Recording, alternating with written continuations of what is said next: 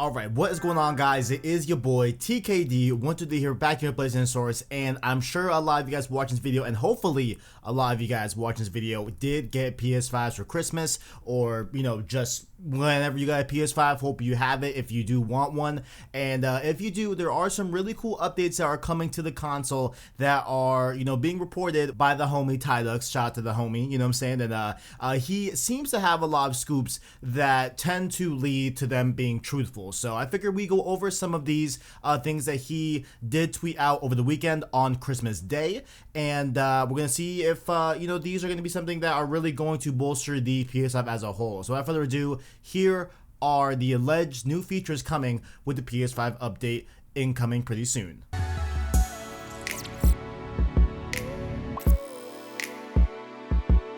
So I know they went away from naming the PS5 updates like version like 1 point whatever. Now there's like a bunch of different numbers to the PS5 updates and everything. So I'm not sure, what this one is going to be called, but these are, reportedly a part of the new PS5 update incoming in the very near future. So first up here, we're going to talk about this. Once again, link below in the description to read the whole list and the whole tweet by the homie Tidux, and let's go over what he had to say. So first up here, there is going to be variable refresh rate coming to the PS5. So what this is that it essentially allows the game to control the display's refresh rate, thus allowing the game's FPS and the display's refresh rate to always be in sync no matter what. So in instances where this wasn't the case, where you didn't have VRR in the past, you would get things like screen tearing or screen stuttering and different stuff like that, that clearly you can tell that the game is dipping in frame rate. But now here with this, it is going to be a lot more seamless, where the refresh rate of the display will always match the game's FPS, thus it won't be as jarring and you won't get screen tearing or screen stuttering and all that good stuff. So this is a feature that I've heard a lot from a lot of different people that want it on the PS5. I believe it's on the Xbox Series X, I believe right now.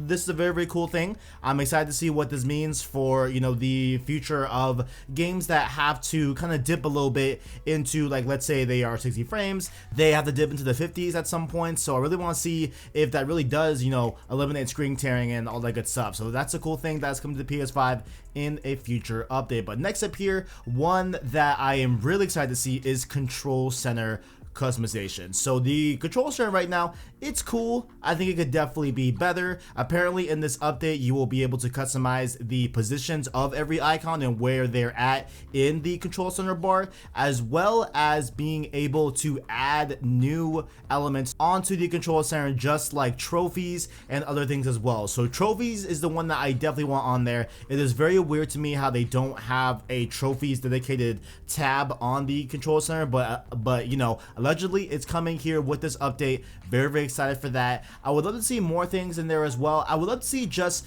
give me a lot of ways to customize the control center. Like, I just want to be able to, even toggle, like, the Friends app separate from game base, which we will talk about here as well moving forward. But overall, I'm really happy that they are going to start tweaking and start being able to give us control of the control center. I'm really, really hyped for that as well. So next up here, game base. Let's talk about it. So game base is on the control center, and I think it desperately needs an update. Okay, all that Tidux says is that there will be an update to the game base, but I would love to see us be able to have the ability to, just even like the smallest thing, like flip the recent parties sections below the online friends. I don't know why recent parties are above online friends. That to me doesn't make any sense. And I just feel like, one of the first things I used to do on PS4 and on PS3 as well was look at what my friends were playing and who's online.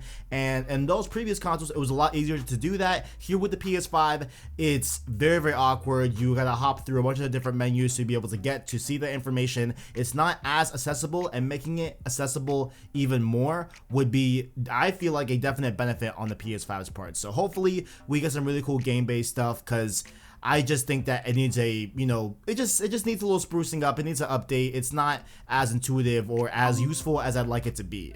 Next up here, the switcher. Now guys, I'm gonna keep it 100% honest. 100% honest, you guys. right right here over my heart, okay? Listen, the switcher, I don't use it that much, okay? The switcher, I feel like, is kind of, it's just not that useful. I mean, like, if I don't know, I just haven't really found a use case to use it that much. Tidec says that they are going to be updated for select PS5 games, so who knows what that means, who knows, you know, what that will entail. I would like it to see where the switcher will kind of keep games in a suspended mode. And I mean, it like kind of does that now a little bit, but I would like it to be a little bit more so on the lines of the quick resume on the Xbox side. I think that'd be great as well. And there are ways to kind of quick resume your PS5 in a few different ways, but you know, I would like to see the switcher, you know, kind of adopt some of those elements of quick resume onto PlayStation hardware. I think it'd be really cool, but who knows what will come of the switcher. I just don't find it that useful. Who knows, guys? Let me know, do you use Switcher on your PS5? Let me know your thoughts in the comments below. Next up here, a big thing in contention with the PS5 is, of course, that pesky expansion slot. It was disabled on release of the PS5, but allegedly with this new update, it will be activated. So I hope this also means that Sony will let us know which M.2 drives for SSDs will be available to be used on the PS5 so we can start expanding our storage. Because I definitely at least want to put 1 terabyte in my at least a terabyte into my PS5. I would like to put it there just to have space, you know, just have a lot of space, right? And I think that, you know, with them allegedly activating this M.2 drive slot for the PS5, that it's more likely that we will hear news about which, you know, M.2 drives on the market will be available for PS5. So definitely cool to get at least an update on that aspect as well. Speaking of PS5 games management, we do have to talk about this last bullet point here on Tidex's tweet. That is that the PS5 will now let you store PS5 games on external drives. So like I think this even is expanding to like hard drives and stuff like that, or maybe it's just SSDs. I'm not really sure which one he's talking about specifically here, but before you could not move a PS5 game to expandable storage. Now you will be able to. I think this is definitely gonna be more useful for those that have weak internet or don't have, you know, just as gracious of a speed of an internet as other people, so they will be able to move their PS5 games into a external storage. That way they don't have to always download it and it take forever in a day on their internet speed. So really cool to see that there, and overall we'll just save some space on the PS5, you know. And this also is definitely saying that you still won't be able to play your PS5 games off of an external storage just like you can with the PS4 games on PS5, but you will not be able to play PS5 games if it's on an extendable hard drive over here, like on you know, oh my god, I forgot the word, storage.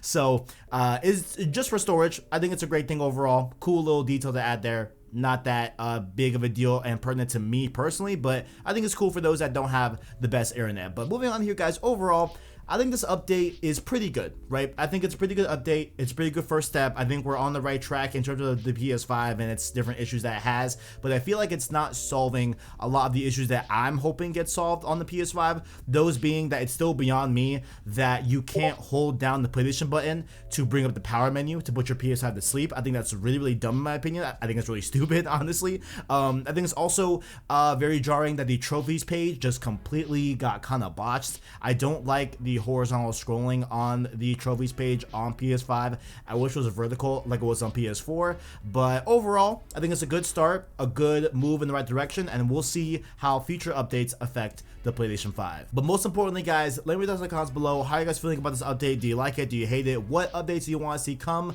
to the PS5? Let me know your thoughts in the comments below, and make sure also while you are down there to check out our description where you can find links to our Discord, our Twitter, and our Anchor link. That way you can listen to long form content and podcast format. Those of course being Road to PS5, Road to Miles Morales, and future Road 2 series in the future, and maybe a potential old podcast coming back. Who knows? Who knows, guys? Who knows? I'm back here. I'm cooking. Definitely keep it locked here on PlayStation Source. Stay subscribed to keep up with the latest and greatest in PlayStation from PlayStation Source. Thank you all for watching, and as always, greatness awaits.